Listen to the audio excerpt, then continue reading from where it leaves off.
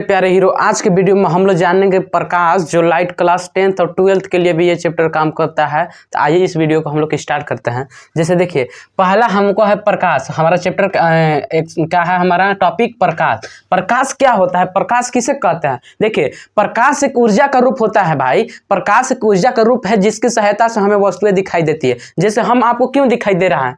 क्योंकि आप प्रकाश है, इसलिए आपको हम दिखाई दे रहे हैं। अगर प्रकाश नहीं रहता तो हम आपको दिखाई नहीं देते। तो प्रकाश का प्रकाश ऊर्जा का रूप है जिसकी सहायता से हम वस्तुओं को देख सकते हैं या वस्तुएं हमें दिखाई देती है। अब आता है हम प्रकाश का गुण। जैसे प्रकाश का गुण क्या होता है? जैसे आपका क्वालिटी है कि आप मोबाइल में पढ़ते हैं, मोबाइल में रील चलाते हैं, आपका गुण है कि नहीं? इसी प्रकार प्रकाश का भी गुण होता है। जैसे प्रकाश का पहला गुण होता है कि यह सरल रेखा में चलता है। जैसे प्रकाश जब ये जैसे प्रकाश ये हमसे बल्ब से आ रहा था, हमको सरल रेखा मारा, टेढ़ा मेढ़ा जग जिग नहीं करके हुआ, जैसे सीधा आएगा। देखिए, प्रकाश एक सरल रेखा में चलता है। और दूसरा का यह निर्वात में भी चल सकता है। मतलब कि प्रकाश के लिए हवा ऑक्सीजन की आवश्यकता नहीं हुई है, होना चाहिए। मतलब निर्वात में भी चलता है। जहां पे ऑक्सीजन ना हो उसको निर्वात कहते हैं। इसका मतलब प्रकाश निर्वात में भी चल सकता है। अब आता है निर्वात में प्रकाश की चाल 3 × 10⁸ मीटर प्रति सेकंड होता है। यानी निर्वात में प्रकाश की चाल कितना होता है मेरे भाई? 3 × 10⁸ मीटर प्रति सेकंड होता है। अब आता है प्रकाश अदृश्य होता है। क्या हम प्रकाश को देख सकते हैं? कहा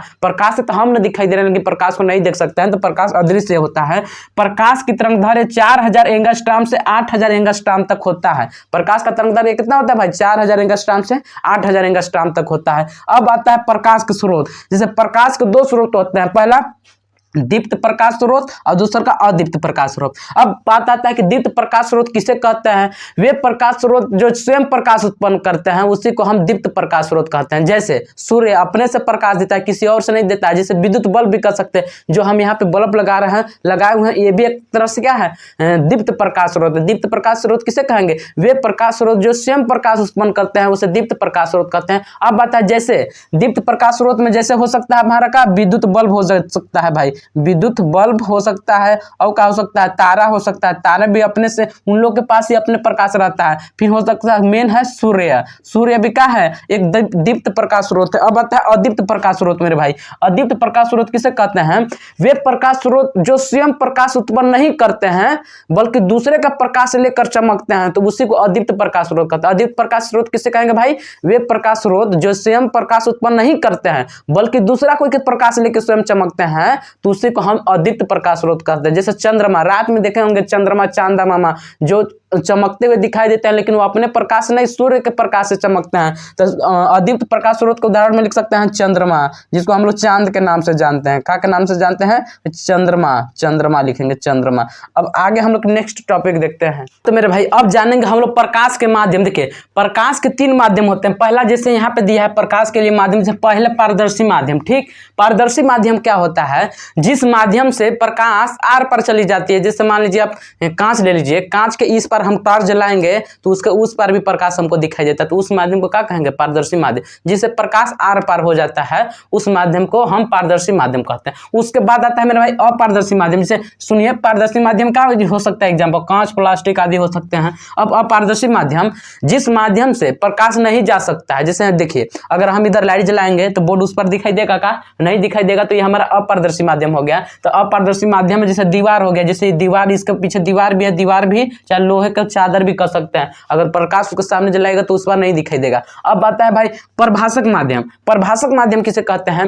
ऐसा माध्यम जिससे प्रकाश का, जैसे प्रकाश हम यहाँ पर लाइट जलाए ना, इसका कुछ ही भाग उधर दिखाई दे, तो उस माध्यम को क्या कहते हैं? प्रभाषक माध्यम। जैसे घिसा हुआ कांच ले लीजिएगा, अगर इस बार लाइट जलाइएगा ना तो उधर बहुत कम मात्रा में प्रकाश दिखाई देगा, तो उस माध्यम को प्रभाषक माध्यम बोल सकते हैं। या बोल सकते हैं तेल से भीगा कागज। यदि कोई कागज है उसको तेल से भिगा दीजिएगा ना, फिर लाइट जलाएगा तो उस पर थोड़ा थोड़ा दिखाई देने लगता है, तो उस माध्यम को कैसा माध्यम बोलेंगे? प्रभाषक माध्यम। अब आता है भाई प्रकाश का परावर्तन। देखिए, प्रकाश का परावर्तन क्या होता है? सबसे पहले ये जान लीजिए कि हमारे पास कोई चिकना सतह है, ठीक, इधर से हम लाइट जलाए, ठीक, मान लीजिए लाइट जलाएं, तो इससे देखिए इधर से जब प्रकाश आया तो टकरा कर जैसे इधर तो अलग माध्यम हो गया, इधर अलग माध्यम, जिससे आया था, जिस माध्यम में आया था उसी माध्यम में लौट जाता है, तो इस घटना को प्रकाश का परावर्तन कहता है। एक बार फिर से समझिए, जब प्रकाश किसी चिकनी सतह से, देखिए जब प्रकाश किसी चिकनी सतह से टकराती है तो टकरा कर जिस माध्यम से आई थी उसी माध्यम में लौट जाती है, इस घटना को प्रकाश का परावर्तन कहते हैं। क्या कहते हैं? इस घटना को प्रकाश का परावर्तन कहते हैं। अब आता है भाई प्रकाश के परावर्तन के नियम। क्या होता है प्रकाश के परावर्तन के नियम? तो देखिए इसके नियम दो होते हैं। पहला क्या नियम होता है कि आपतित किरण, देखिए आपतित, इसको बोलते हैं, ये आ रहा है किरण तो इसको बोलेंगे हम आपतित किरण। क्या बोलेंगे? आपतित किरण। अब देखिए ये देखिए जो लेंस मतलब चिकनी सतह है उससे टकरा कर लौट जा रहा है तो इसको हम बोलेंगे परावर्तित किरण। परावर्तित किरण, परावर्तित किरण। अब इसको बोलते हैं हम आपतन बिंदु। ठीक, इसको बोलते हैं हम आपतन बिंदु। ठीक, पहला नियम यह है कि आपतित किरण कामा परावर्तित किरण तथा आपतन बिंदु पर खींचा गया अभिलंब तीनों एक ही तल में होते हैं। यानी नियम लिखेंगे तो क्या हो जाएगा? आपतित किरण कामा परावर्तित किरण तथा आपतन बिंदु पर खींचा गया अभिलंब तीनों एक ही तल में होते हैं।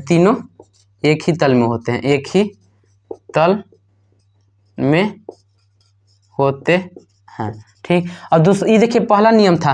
अब दूसरा का नियम क्या है? देखिए ये वाला जो कोण आई बन रहा है इसको आपतन कोण और जो कोण आर बन रहा है उसको परावर्तन कोण कहते हैं। तो दूसरा का इसका नियम यही है कि आपतन कोण परावर्तन कोण के सदैव बराबर होता है। तो दूसरा काम हो जाएगा आपतन कोण कामा परावर्तन कोण सदैव बराबर होते हैं।